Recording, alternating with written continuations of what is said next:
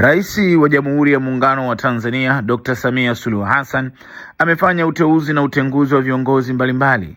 Kwa mujibu wa taarifa iliyotolewa na Katibu Mkuu Kiongozi Balozi Dr. Moses Kusiluka, viongozi walioteuliwa na kutenguliwa ni kama ifuatavyo.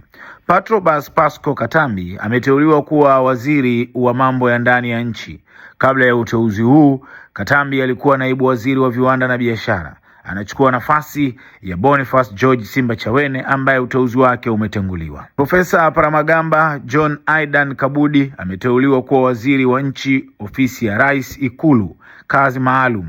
Kabla ya uteuzi huu, Profesa Kabudi alikuwa waziri wa habari, utamaduni, sanaa na michezo. Paul Christian Makonda ameteuliwa kuwa waziri wa habari, utamaduni, sanaa na michezo.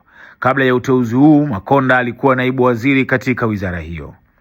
Dennis Londo ameteuliwa kuwa naibu waziri wa viwanda na biashara. Kabla ya uteuzi huu, Londo alikuwa naibu waziri wa mambo ya ndani ya nchi.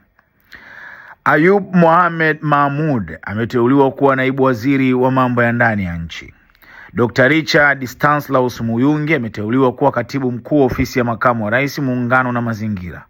Dr. Muyungi anachukua nafasi ya mhandisi Cyprian John Luemeja ambaye ameteuliwa kuwa balozi.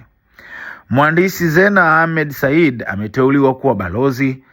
Waziri Rajab Salum ameteuliwa kuwa balozi. Meja Jenerali Mbaraka Naziadi Mkelemi ameteuliwa kuwa balozi.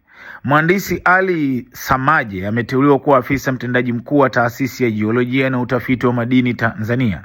Mhandisi Samaje anachukua nafasi ya Dr. Musa Daniel Budeba. Uteuzi wa Profesa Eliakimu Mkondo Zahabu, mwenyekiti wa bodi ya Kichuo cha Taifa cha Ufuatiliaji Carbon, umetenguliwa. Aidha, uapisho wa viongozi wateule utafanyika tarehe 13 Januari 2026 Ikulu Chamwino, Dodoma.